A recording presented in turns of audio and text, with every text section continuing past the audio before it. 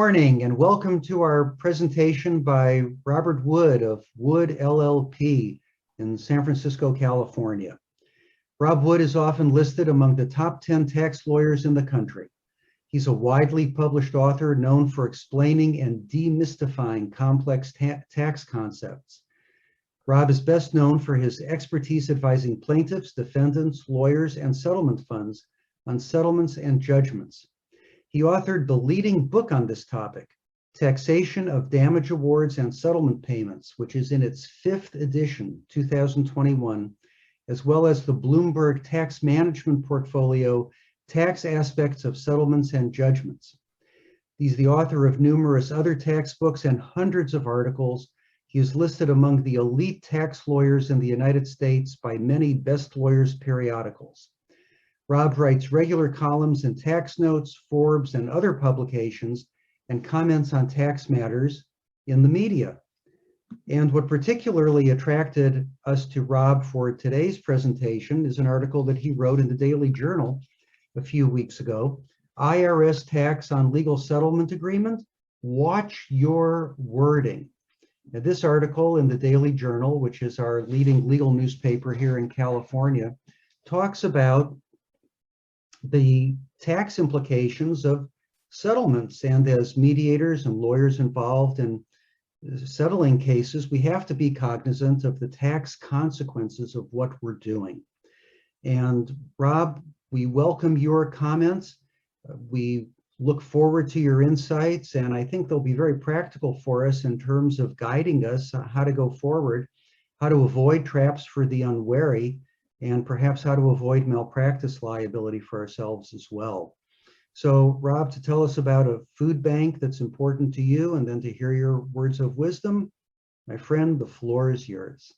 Thank you, Jeff. Nice to be here.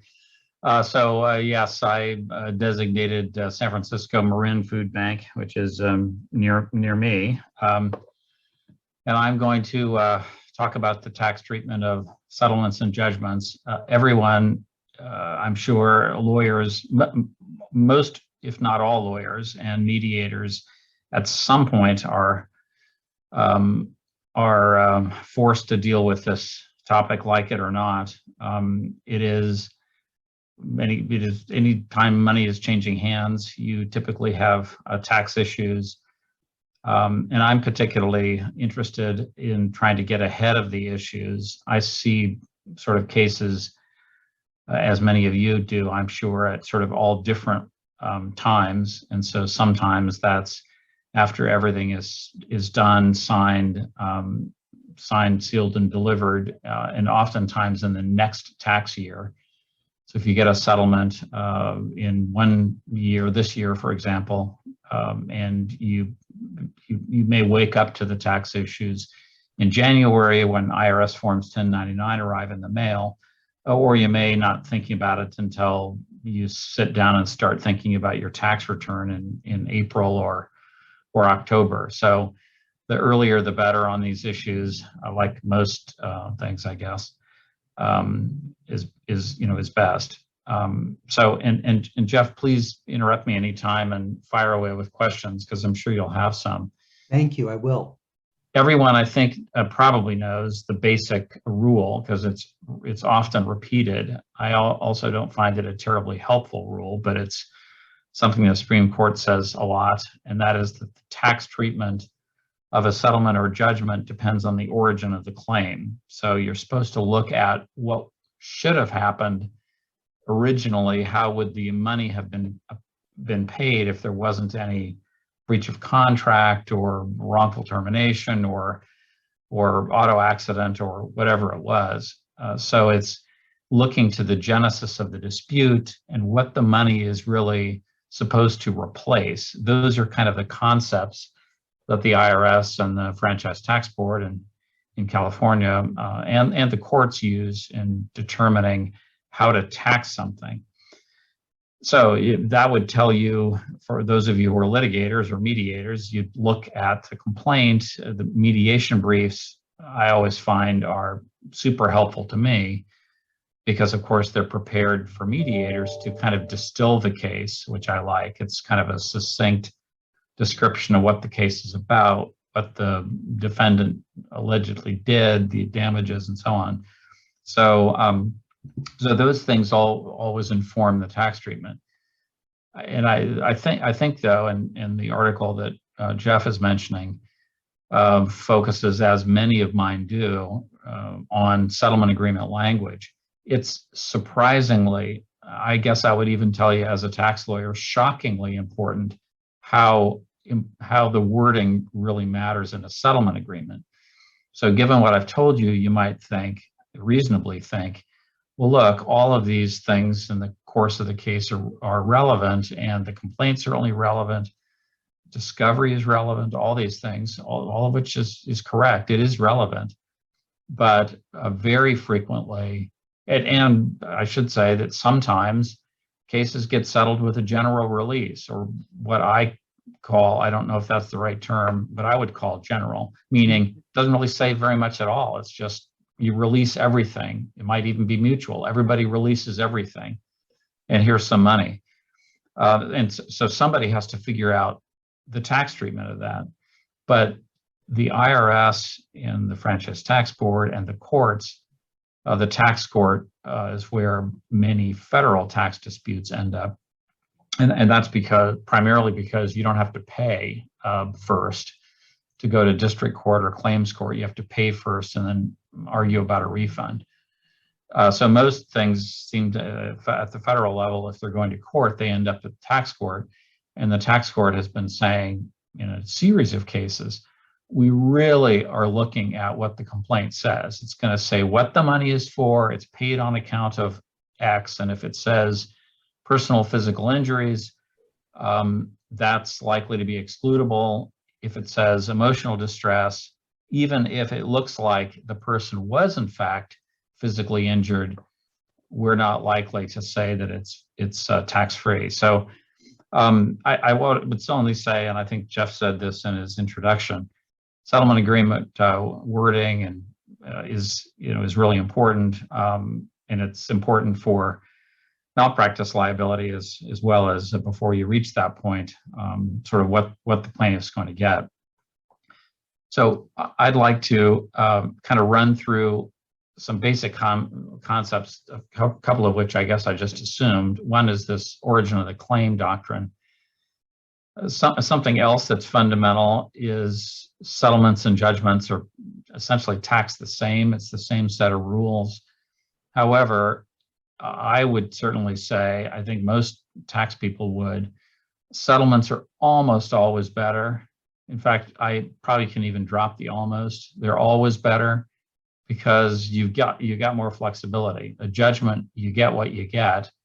I've seen people, and I've tried to do it myself, sort of try to steer the wording of a judgment for particular tax concepts, but you really, as a practical matter, there's so much going on, and in a trial, as most of you know better than I do, and it just doesn't work out. So you're sort of stuck with a settlement. You've got a lot of ability, assuming you've got willing parties. You've got a lot of ability to steer it. And by the way, mediations are an ideal place. I think there's one article on my website called something like "When Mediating Disputes, Think Taxes," and I've written variations of this concept. By the way, if I allude to my website, you can, many, if not most of my articles, you can go to my website and there's a search engine somewhere there on the articles page and type in a few words you can remember from an article, and you should be able to get it. Because I personally do this all the time. I remember I wrote some article on the tax treatment of Roundup verdicts, and I think Roundup, or I type in weed killer because I remember I used that word, and I usually get it. So. But mediation is an ideal place to plan ahead, and then if you're about to sign a term sheet that the mediator is hoping is signed before everybody leaves, think about whether you want to insert any tax wording in it. certainly if you're hammering out a full-blown settlement agreement, as is sometimes done in mediations, definitely there you need to address taxes. I think that's true for both defendant and plaintiff. Plaintiff is more worried about taxes, but if it's an employment case and you're representing an employer, you don't want to, you want to think about, is this W-2 wages? Is it on a 1099? Is it, some of each? How are you paying the lawyer? Are you splitting up the checks? Those kinds of things. And of course, the real wild card is the plaintiff says some of this money is for physical sickness or physical injury. The plaintiff may say, I have post-traumatic stress disorder, which is very common these days in employment claims and other contexts. But what are you going to do about that? And you have plenty of time to iron these things out if it's a settlement agreement that's being negotiated over a couple of weeks. But you don't have a lot of time if you're doing it late the night of the mediation. Well, Rob, the lawyers who are involved in employment cases typically are not doing their first employment case. They're typically specialists, people who focus on that either on the plaintiff side and on the defense side as well. And yet still at mediations, we do at the end of the day, when these documents are being prepared, have squabbles about such things as the 1099 versus the W-2 and how to characterize things. Does emotional distress count? What kind of physical injury counts? Can we run through some of these things and talk about what some best practices might be if people are trying to keep the money away from Uncle Sam? Yeah, sure. Yeah, and I'd be happy to. Go for it. Well, so I guess first, this would be a good segue to another fundamental rule, which may not surprise most lawyers, but it certainly surprises clients, I'd say almost every time. And that is the Banks case. Banks was a U.S. Supreme Court case in 2005 dealing with the tax treatment of legal fees, attorney's fees. So and there had been for decades a split in the circuits, all sorts of disputes about how legal fees, or and I'm talking primarily about contingent fees, how they would be taxed. So it's $1 million, forgetting about what kind of case it is, $1 million case, lawyers getting 400,000, 40%, clients getting 600,000. Who's getting what? And I think you probably all know this. The basic answer is in that however the checks are cut, the U.S. Supreme Court and the IRS are going to say that the client got $1 million. Even if the client doesn't see the 400, it's netted out by the lawyer before paying the 600 to the client. So that's the result. And that's pretty uniform. There's some sort of there's some exceptions. There are some gray areas for sure, but the basic rule is you got to worry about the $1 million. And Jeff, this ties into your 1099 point.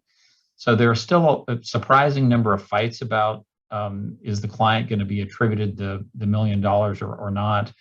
But the basic rule is that even if it's all on a 1099, the client in that example is going to get a 1099 for $1 million, not for 600. So, and the reason, I guess it's important because that's the rule and people fight about it. But it's also important because many clients since 2018 have trouble deducting legal fees. Now, and that doesn't apply to employment cases, which Jeff, you just mentioned. So in an employment case and in many others we can talk about, there's a deduction for the legal fees, and it's a so-called above-the-line deduction, meaning that it's sort of gold-plated. It's kind of like not having the income in the first place. So, but why don't we? Do you, Jeff, want to throw out some examples of employment cases settling, or you want me to make some up? I certainly can. Well, let's just take an employment case which settles for $1 million. And there's 40% of that goes to the lawyer. In many mediations, the plaintiff's lawyers do request two separate checks, one to them, Yep. their fee plus perhaps reimbursement of the costs, and then another to the plaintiff for the 600 or 600 less costs, thinking that that will effectively minimize the client's exposure to taxation on the money that ends up in the attorney's pocket. Does that work? Well, there's a couple of couple of questions I think embedded in that. And first of all, in an employment case, it would be unusual for there not to be some wage claims. So I mean, I see lots of employment cases as they're settling, but in my view, it is good for the employer and good for the employee or former employee to have something in the wage category. And by that, I mean, out of the $1 million, you pick a number that seems reasonable on the facts. Maybe it's $100,000, maybe it's more, but it's an amount that is treated as wages and reported on a W-2. And that to the employee, and that means there's withholding taken out. They get a W-2, that money is separately paid just like the regular payroll check. There is that 100,000 a reasonable number? I mean, it really depends. It should be informed by the facts. So an awful lot of employment lawyers on the defense side that I've encountered, and this is the policy of some big companies, say, oh, we always do 50%, and there's some sort of misbelief that there's a safe harbor always for 50%. There isn't, but I think the theory is you can't be criticized for sort of splitting the baby. It all depends on the facts. So there are cases where, for example, an employee is on paid leave or something like in some kind of a dispute, but on paid leave, so they're getting all their pay, and maybe most of their claims are not about future wages or something. I mean, there are cases where it's settled and there's no wages, and the settlement agreement might say, we all agree that there are no wages being paid here. This is all money that's emotional distress damages or something. So as to the, so I mean, first, you didn't ask about wages, but first think about wages. And by the way, your message is don't be greedy on it, because there are some lawyers who will say, well, we want the whole thing put on a 1099 rather than a W-2. Some people mistakenly think that avoids taxes rather than defers them, as I think is the case in some circumstances. But your advice, I think, is unless it's really a clear-cut case, put some material portion of an employment settlement onto a W-2. Otherwise, you're being too clever by half. Yeah, I would. And I also think, and I know, I mean, I think it's a difficult dynamic, getting a case settled is, again, you as mediators know better than I do. I mean, there's sort of a push me, pull you, sort of this, it's difficult to bring it all together, and the tax issues, are not easy either. And so, everybody's tense. So, but yeah, I think something in the wage category is best. The plaintiff's employment lawyer may logically be saying, I got to get a bigger take-home check to the client. If taxes are taken out of this, they're going to be even more upset. And conversely, maybe the plaintiff is saying, absolutely not. I don't want any taxes taken out. The one thing which probably most of you don't have to worry about, but I see, is what happens if this is a person who's never, the plaintiff, who's always been a wage earner, never before gotten a big slug of money that it doesn't have withholding. So they have to worry about estimated tax payments. They get it in October or something, or they get it in February of a year. But then taxes on that money are really not due until April 15 the following year. Sometimes people have spent the money or something. So it's worth thinking about these things in advance when you don't have the midnight oil burning.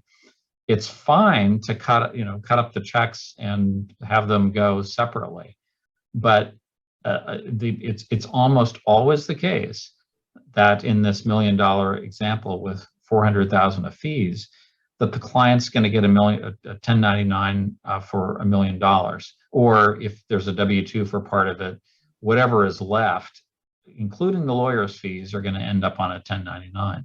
So it's and this is, if you're not a tax person, sort of this is not your job, but somebody needs to explain to the client that they can deduct the legal fees and sort of how to do it. Every year, I get a surprising number of calls from or emails from clients or prospective clients or accountants who can't seem to manage to do the legal fee deduction right. And a lot of them, do it wrong, but the law is clear that they get it in an employment case. So the 1099, to whom does that go when the settlement proceeds are made to the trust fund of the plaintiff's lawyer? Yeah, that's another good issue to talk about. So if the settlement, the normal answer to that, certainly the answer if you're a defense lawyer, would be the 1099 goes just like we discussed, meaning the lawyer gets a 1099 for the $1 million and the client gets a 1099 for $1 million. There are hundreds of pages of regulations, Treasury regulations on 1099s. There are lots of rules, but one of them that's sort of important in this context is duplicate 1099s. And this has been, I think, maybe since '95 or something. It's been in the law for a couple of decades. And duplicate meaning we don't, as the payor, the defendant paying that $1 million. Yes, Jeff, as you just said, they're paying the trust account of the plaintiff law firm, but they know that some of the money is going to the lawyer and some of the money is going to the client, and they don't know in what percentages. And they don't know what the split is, and therefore they're required to issue a 1099 to each.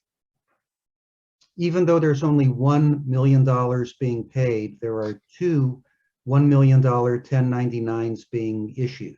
Yeah, and I mean, I sometimes get people, I sometimes, it's sort of a shoot the messenger syndrome, I guess.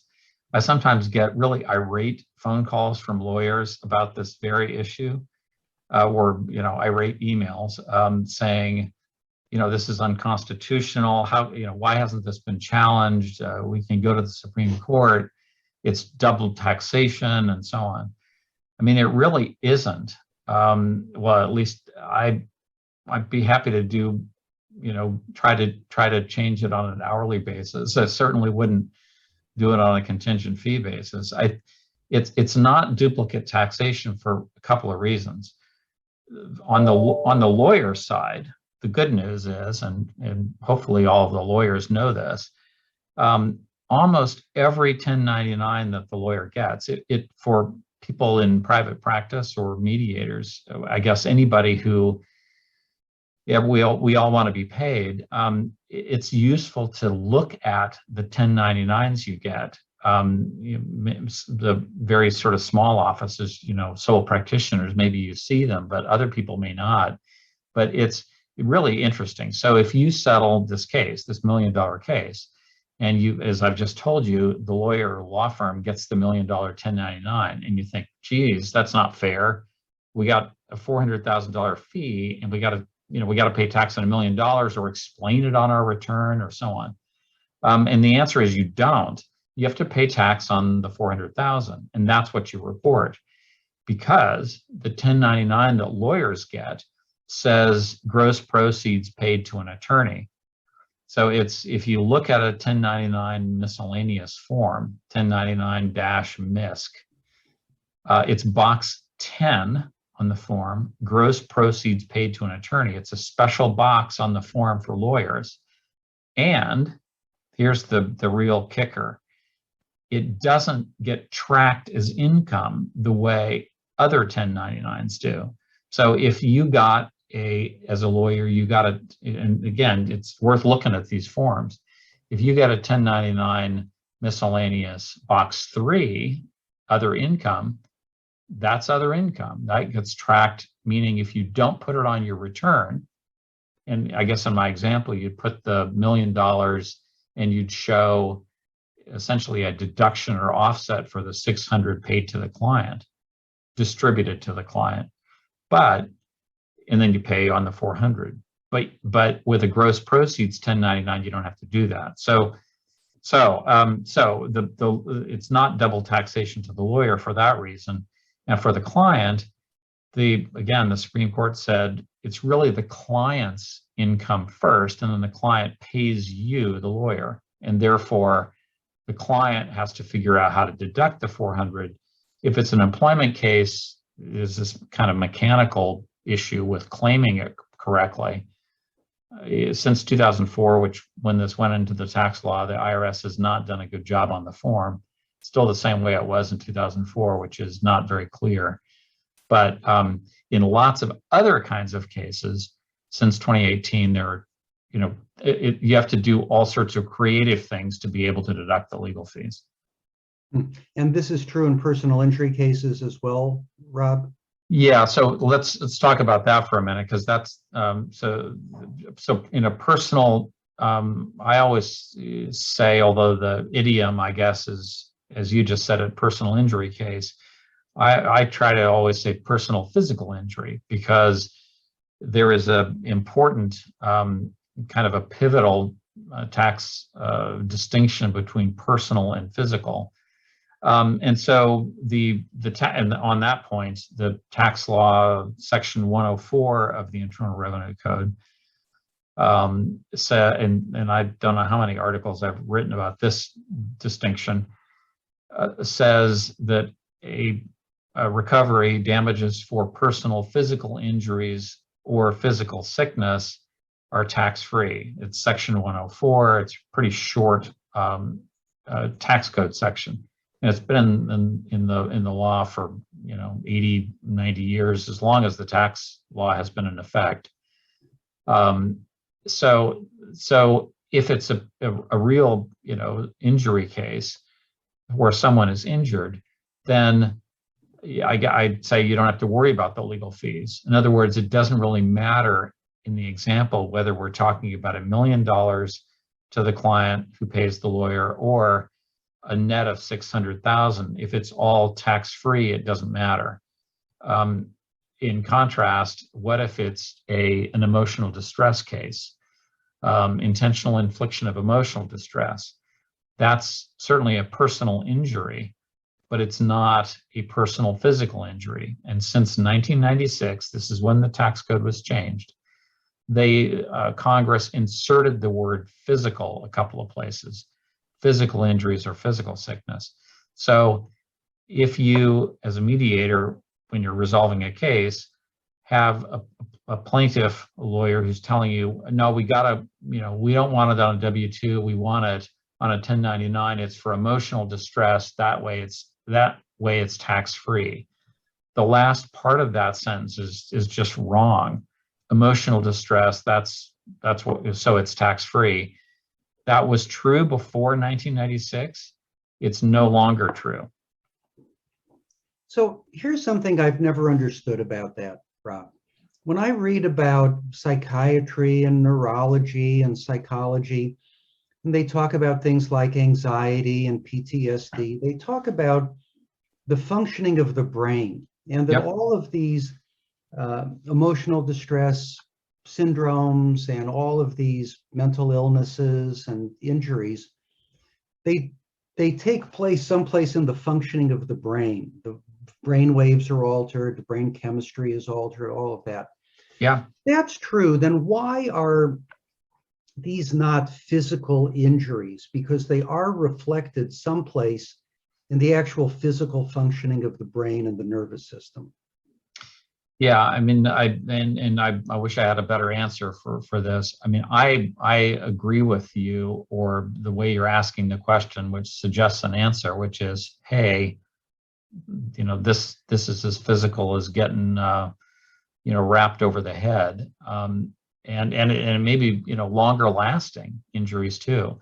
So I agree with you. I mean, the law, the tax law is highly disputed on this point, and that's been true really since 1996. But there are, there are no good answers. I would say that it's clear that emotional distress, plain old emotional distress, is taxable. It's clear as a bell.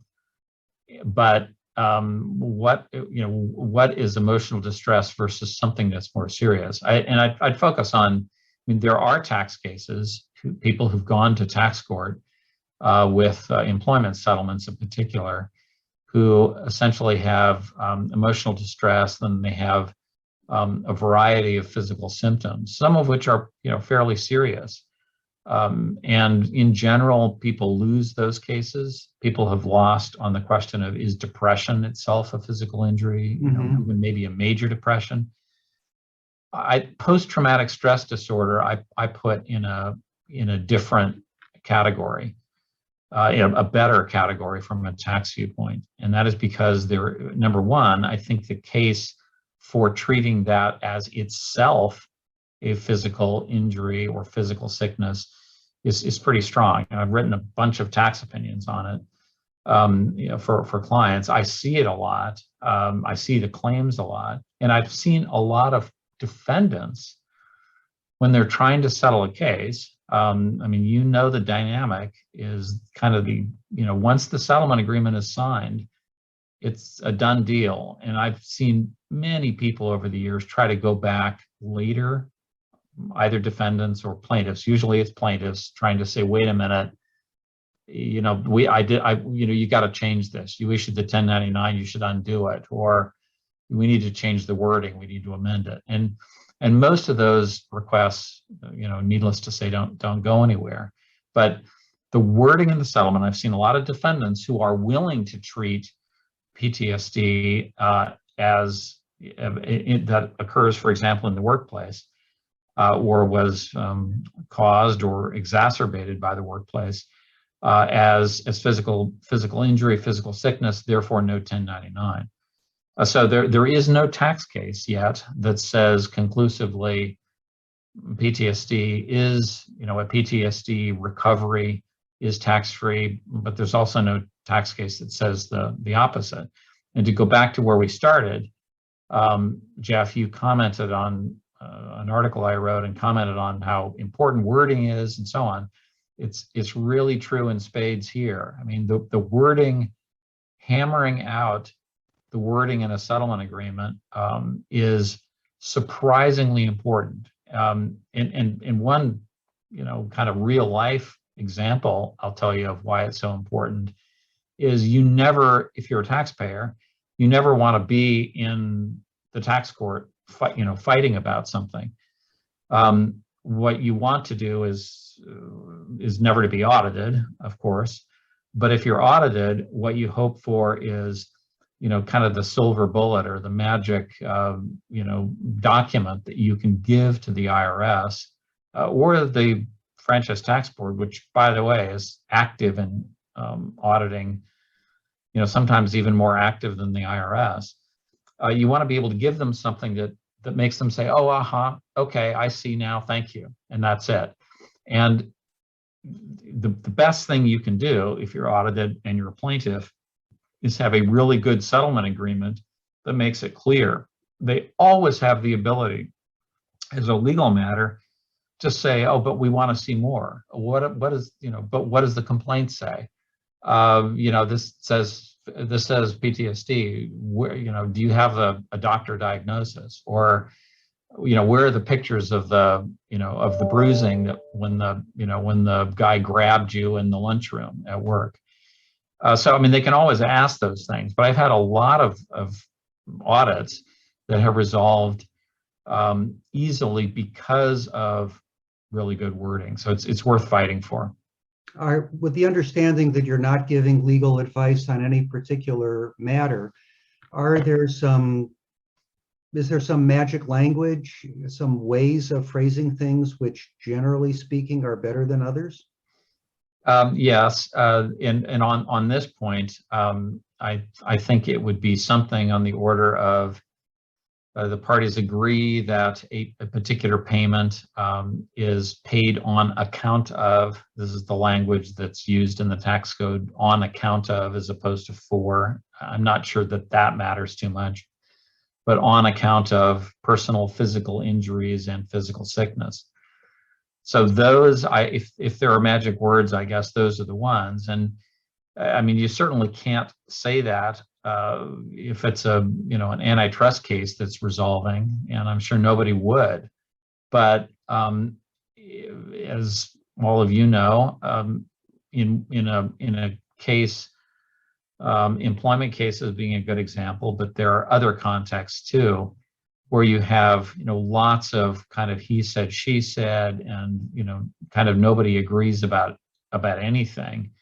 But fundamentally, if the parties are comfortable doing it, those would be, I guess the best words in terms of achieving an excludable recovery. I go on, and I don't always get this, but labels matter in the tax world, and so I would go on and say something like, as the parties agree that this payment is excludable from income under Section 104 of the Internal Revenue Code, there will be no Form 1099 issued to plaintiff.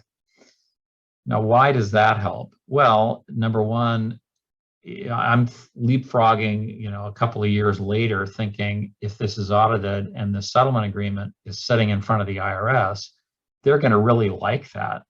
It really is a super detailed roadmap. You don't have to have it, and sometimes defendants say, "Well, wait a minute, we're not agreeing it's excludable. We'll agree to call it that, and maybe we'll even agree not to issue a 1099." But it's worth asking for. If you don't ask, you won't get it. The 1099 point, I guess I'd say, is a common bone of contention. So many plaintiffs and defendants can work out wording, and let's say that the defendant agrees to some of what I've just said, but not to all, and they say, fine, we'll agree. And by the way, they may say, we're not going to say this is for personal physical injuries, well, because we don't even know that there are any. We'll say it's for alleged, because we still think that there weren't, and so on. You've been through those sort of wordsmithing exercises. But they may be comfortable saying that it's for alleged personal physical injuries, but they may say, but we're not convinced, you sent us the medical report, et cetera, but we're not convinced, and we still want to issue a 1099. That could be sort of a separate discussion, a separate hour or more discussion. Yes, Rob, it's unusual in my experience in employment cases for there to be a discussion of not issuing a 1099 at all. Usually the discussion is about W-2 versus 1099, but you're saying that in the case of personal physical injuries, that perhaps it's appropriate for the employer not to issue a 1099 at all? Yeah, I am. And I may, I see a lot of employment cases. I think you're right. In most employment cases, there's no sort of credible case for an exclusion, and so the arguments are typically over the W-2 versus the 1099, and then how the 1099 forms will go. But yes, I am saying that if you have an employment case that's settling, or some other kind of case, and the plaintiff is claiming, for example, post-traumatic stress disorder, it's appropriate for the plaintiff to say, I want this piece of the money treated as for my PTSD/physical sickness, and therefore no 1099. The instructions to Form 1099 miscellaneous say, if it's a payment for physical injuries or physical sickness, you should not issue a 1099. And that's in the regulations too. But as I say, I mean, this is a common bone of contention, and many defendants will agree to wording, but will say we're not quite over the hump, and our compliance department, legal department, whoever is telling us we still are going to do it. So sometimes that's the compromise that's reached as well. So let's say the claim is the emotional distress caused an ulcer. Does that count as a personal physical injury? The way you just said it, and this is, I know, sounds silly, but the way you just said it, the answer is clearly no, that does not count as something that's tax-free, because you said it, well, let's say the emotional distress caused an ulcer. So there, the emotional distress came first, and there are physical symptoms from that. The IRS would say, I mean, I could argue to the contrary, but the IRS would say that the emotional distress came first, and it's clear, and there's a committee report from 1996 on this, that talks about how when you're deciding physical injury, physical sickness versus emotional distress, which is taxable, you got to look at the order of events. And emotional distress, which causes physical symptoms, that's not physical sickness by itself. In contrast, if you had asked the question, let's say, the bad employer allegedly caused me to have an ulcer, that would be different. And I'd say, hey, an ulcer is physical sickness. There are two famous cases, and I've written a lot about them, famous tax cases, both in 2010, coincidentally. One, and if you type in these names on my website, you could get articles on them. One is called Domeny, D-O-M-E-N-Y, and the other one is called Parkinson. These are both the names of the taxpayers who were plaintiffs. And Domeny was a woman who had MS, multiple sclerosis.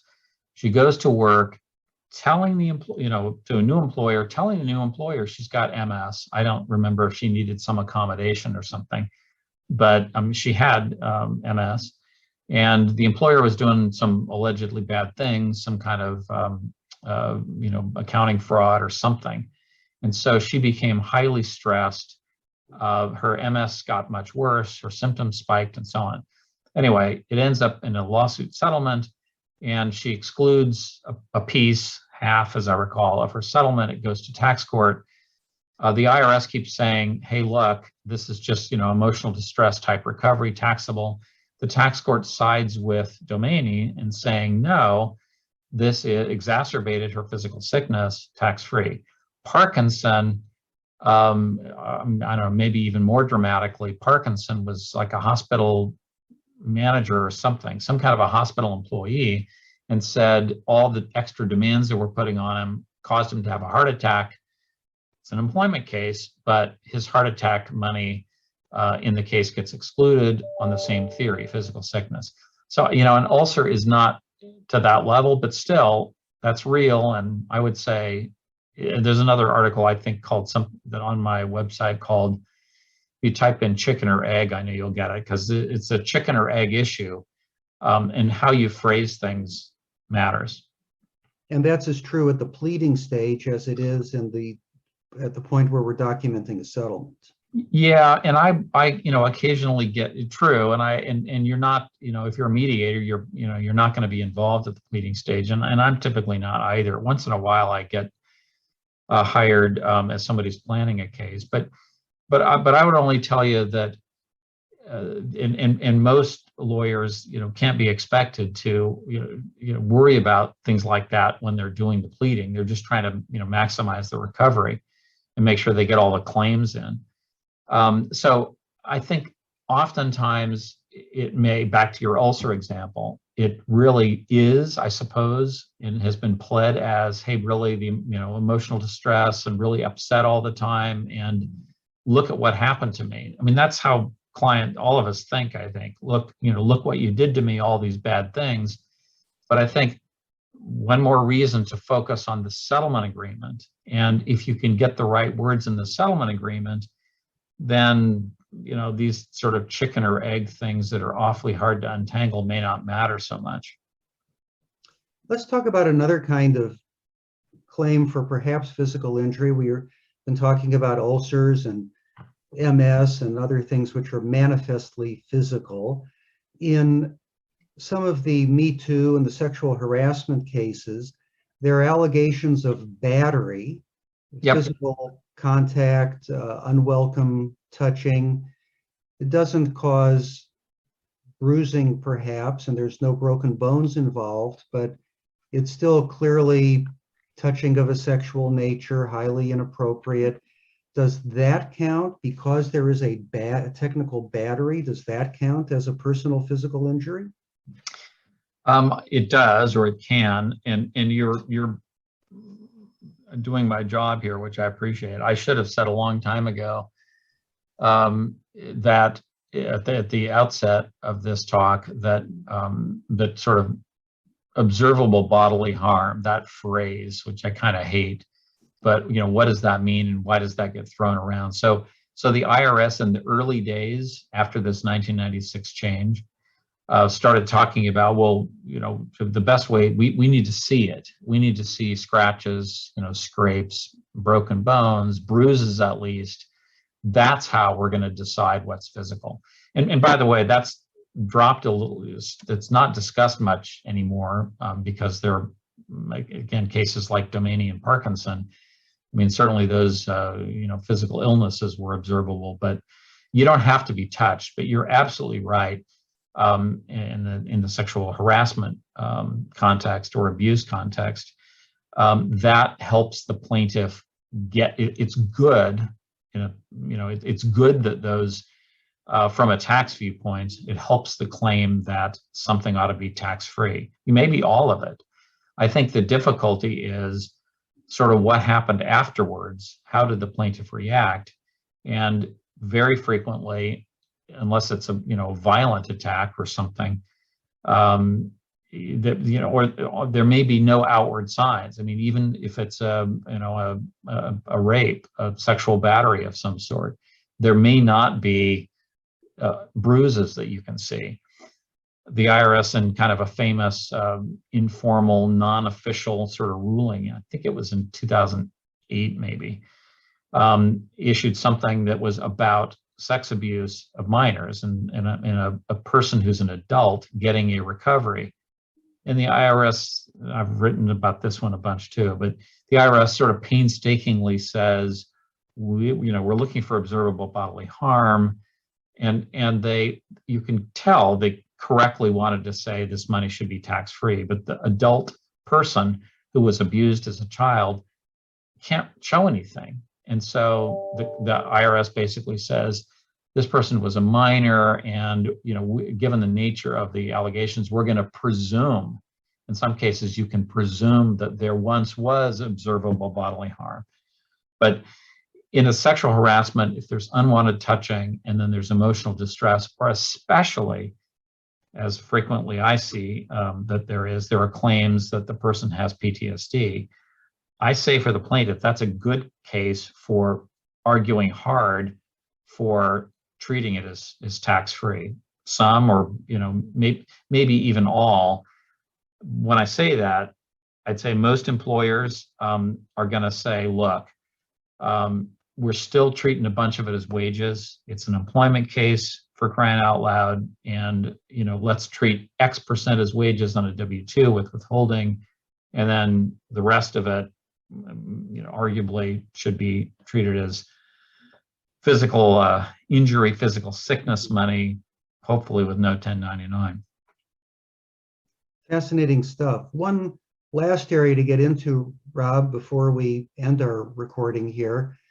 It's November, and when we get into the fourth quarter, and particularly into our mediations in November and December, plaintiffs will sometimes ask for the payment to be made in early January of the following year, or portion of the payment to be made in the next year. And the theory is that gives them 15 months to hang on to the money before the taxes are due to the government. Does that work? Yeah, you're absolutely right. Late in the year, even even around September, I start to see this. So requests for pay me next year. Absolutely, if it's done properly, it works. And by done properly, I simply mean that the settlement agreement, before it's signed, needs to say when the payment's supposed to come. So if you wanted a payment in 2 installments, pay me some now and pay me some, between January 2 and January 15 or something. That, for tax purposes, that's binding. That works. In contrast, if you signed it and signed it in November 1st, and it says we're going to pay you in 30 days, and then after you sign it, by you I mean the plaintiff goes back and says, well, wait a minute, I decided I want it in January, can you pay me in January?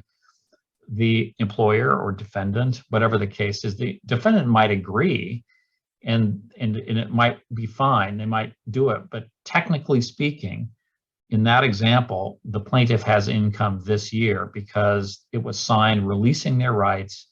They had a right to the income now, and they tried to push it away. It's kind of the pay me my Christmas bonus next year example that the IRS might use. So that's how it works. I'd say it's especially hard, this with the tax proposals floating around. Most of them are, I think, settled now, at least for the short term. So I think people are doing that. But I think earlier in the year, everyone was trying to hurry up, or at least that I saw was trying to hurry up and do things, hopefully before tax changes happened. Rob, I have one more last question before we end up, and that is sometimes when some of the more, shall we say, aggressive tax strategies are implemented through a settlement agreement, an employer or other defendant will ask for some sort of indemnification provision in case the IRS sees things differently. Comment on those, please. Yeah, I mean, I'd say it's a great topic. Is even a good separate topic. It's just sort of like 1099s is a great separate topic. Tax indemnity provisions are almost universal in settlement agreements, at least that I see.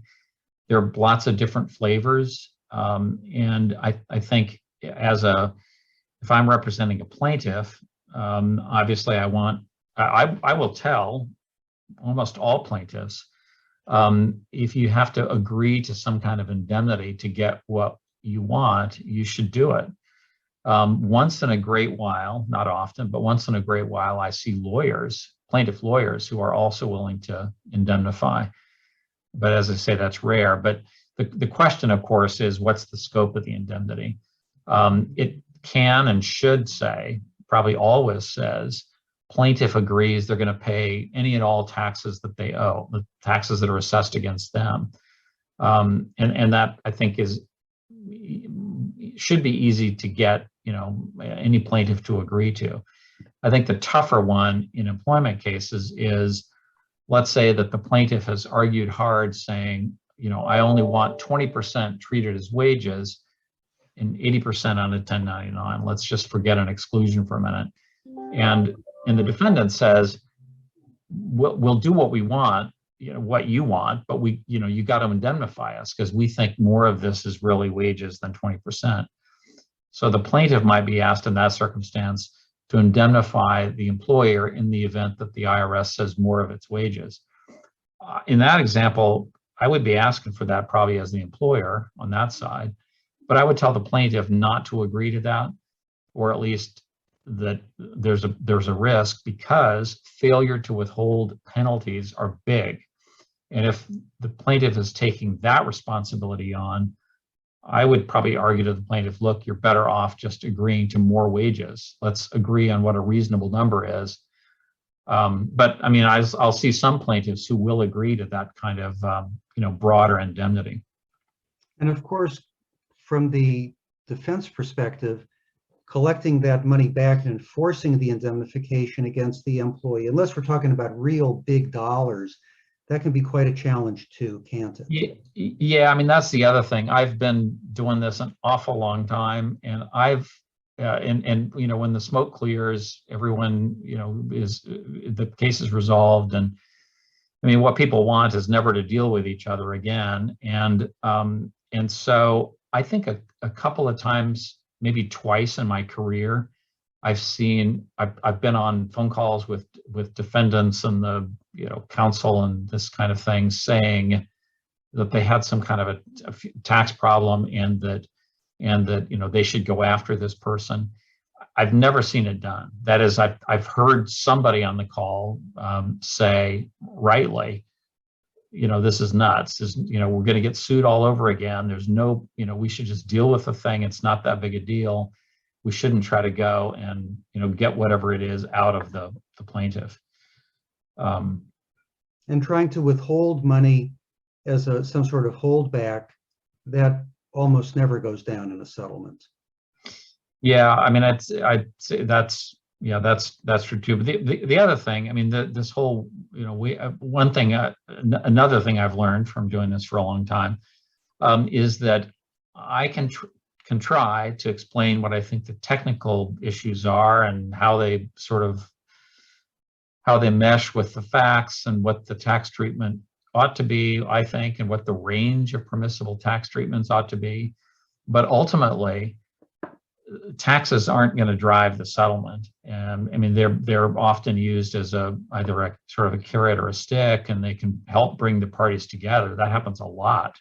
Mm-hmm. But ultimately, I may be saying to somebody, let's say it's on the defense side, look, I really think you ought to be withholding, or look, I really think you have to issue a 1099.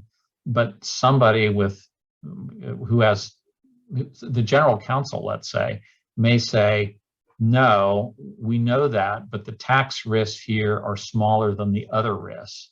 We need to settle this case today. If we have to do what they want to settle it, that's what we're going to do, because we don't want this, we don't want the complaint being filed, or we don't want this case on the evening news. So, I mean, the tax things sometimes fall by the wayside in view of bigger things. Rob, our time is about up. This has been fantastic. I just want to say, in the very best sense of the word, this has been an exhilarating conversation. It's just, in the best sense of the word, it's a couple of nerds talking to each other about taxes and economics and law and all negotiation and all this kind of thing. And it's been a most worthy and valuable hour. I think the San Francisco Marin Food Bank is going to receive a lot of contributions in your honor as a result of our conversation today. Thank you so much, my friend. And with that, we are complete. Very, very kind of you. Thanks, everyone. Bye-bye. Thanks, Jeff. Thank you.